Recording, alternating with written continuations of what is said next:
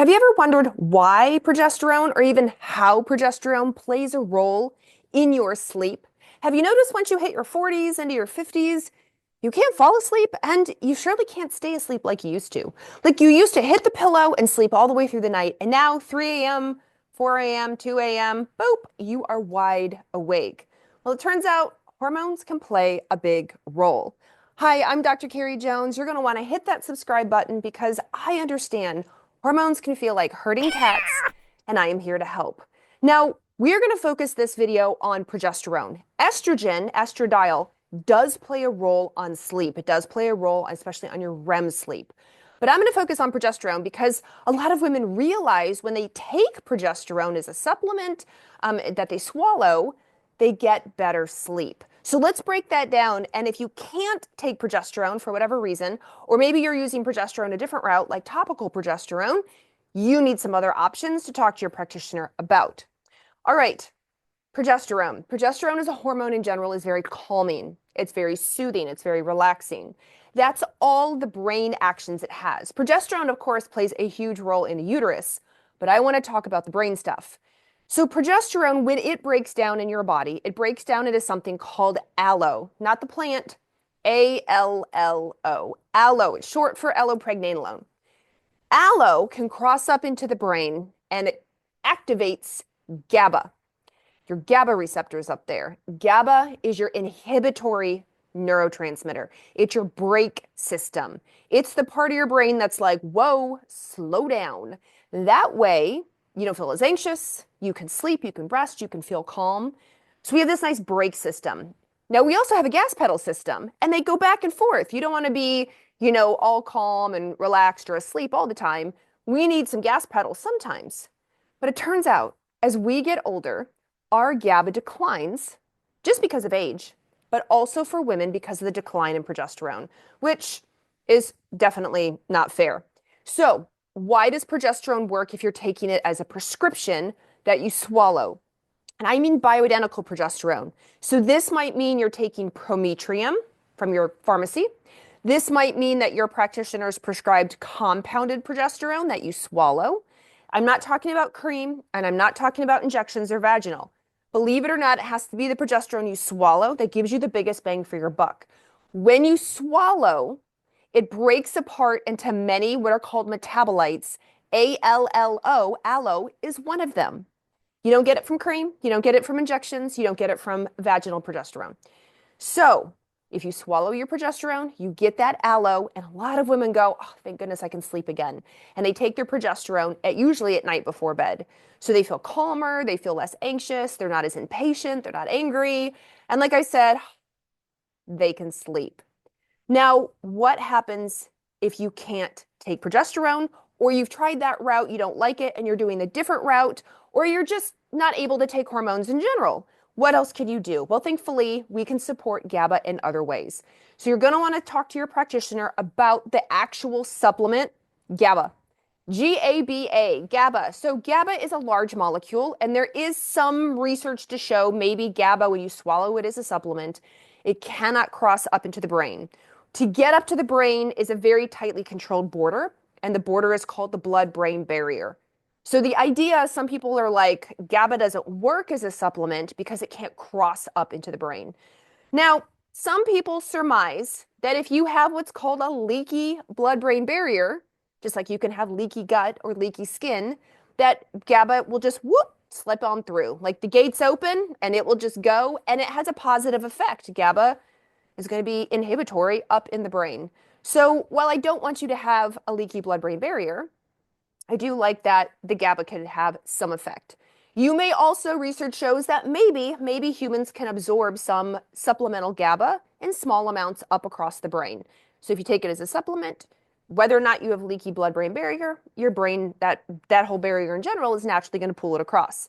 There's some other cool research that shows that when you swallow GABA, the supplement, that the nervous system in your stomach, in your intestines, your enteric nervous system, is going to activate the nervous system up in your brain, and you're going to get more GABA. There's some other options.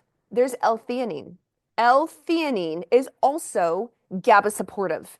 It's very calming without being drowsy inducing. So I do know a lot of people who like to take L-theanine in the day when they have a very stressful event, when they have a very stressful day. For example, I know people who are afraid of flying and they get very anxious and they get very nervous, so they will take L-theanine.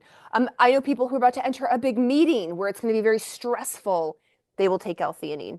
Or after a very stressful event happens, they will take L-theanine to help calm the system down.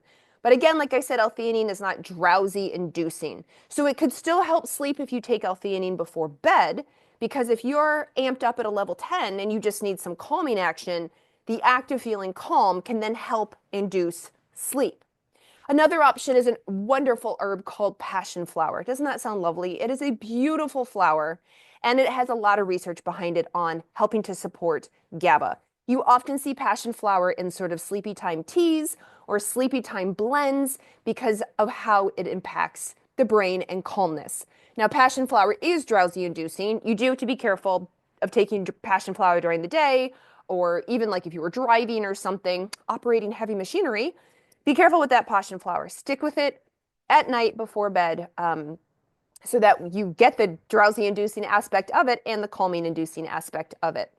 Now, you may be wondering, well, like, what about something like melatonin? I actually have an entire video on melatonin and perimenopause that you can definitely watch and learn a lot more. Melatonin, though, doesn't seem to have this direct effect on GABA, but it can definitely help sleep. So if you are struggling with sleep and melatonin is part of your picture, the lack of melatonin, watch that video because you're definitely gonna learn a lot. Now, just in case you're interested, I do have two favorite products you can talk to your practitioner about. One is called Relax Liposomal by New Ethics Formulations, and it does have a little bit of melatonin in it, but it does also have passion flower and some also wonderful things. And then there's another product called Cordy's, also by New Ethics. It doesn't have any melatonin in it, but it does have L-theanine. So that Relax Liposomal gives you the passion flower and actually it has GABA as well, and the Cordy's gives you the L-theanine plus a couple of other ingredients that are helpful for calming. And I do have a code, you can read about it down below. So please keep in mind as well, when you're trying to go to sleep, we're talking about progesterone, GABA, L-theanine, passion flower, but you have to be mindful of like your wind down habits. If you've noticed your sleep is completely changed as you've gotten older, you do have to tighten up on the lifestyle stuff. So are you eating heavy meals or sugar before bed? That could wake you up. How about alcohol before bed, especially at dinner into the evening? I'm sure by now you've realized alcohol is probably worsening your sleep. Let's talk about blue light exposure. Are you up watching Netflix, watching YouTube videos, watching like things that are very stimulatory, very bright, very action, and now your poor nervous system is amped up and you can't fall asleep or even stay asleep? Are you too hot? Does the person sleeping next to you have sleep apnea? Is it a child? Is it a dog? Do you have sleep apnea? You know, is somebody that you have interrupting things in your bedroom that may be causing sleep issues? Can you address them? You can't always. You may not choose to kick out the child or the dog, but like let's get some of these other things evaluated in addition to realizing why progesterone, GABA, L-theanine, or passion flower can be so helpful. I want to add in when it comes to progesterone, just my last thing. If you are on topical progesterone or vaginal or injection, you can actually talk to your practitioner about adding in oral progesterone as well, the kind you swallow. Because I do have people that will do both. They love the topical progesterone and they do some of the oral progesterone at night for sleep. So they get this sort of 1-2 effect for progesterone. The oral progesterone may not be enough for whatever their symptoms or reasons are. Same for the vaginal or an injection or something like that, but they do love when the oral progesterone is added in. So I wanted to make that case. Lastly, I am not talking about a progestin, which is like it's in the birth control pill or in something, medication called Provera. I am talking about the actual bioidentical progesterone that you would get in, let's say, Prometrium, which is the pharmaceutical brand, or maybe if you had it compounding at a compounding pharmacy.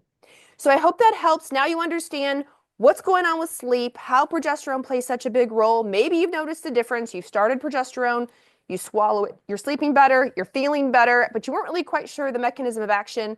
Or maybe you even need to layer in something else, talk to your practitioner about GABA, L-theanine, passion flower, how those may fit in, because sleep is so critical. It's foundational for health. And if you're not sleeping, it's going to literally impact all 12 systems of your body. So again, my name is Dr. Carrie Jones. I understand hormones can feel like herding cats, especially when you're trying to sleep. So leave a comment below, hit that subscribe button, and I'll see you in the next video.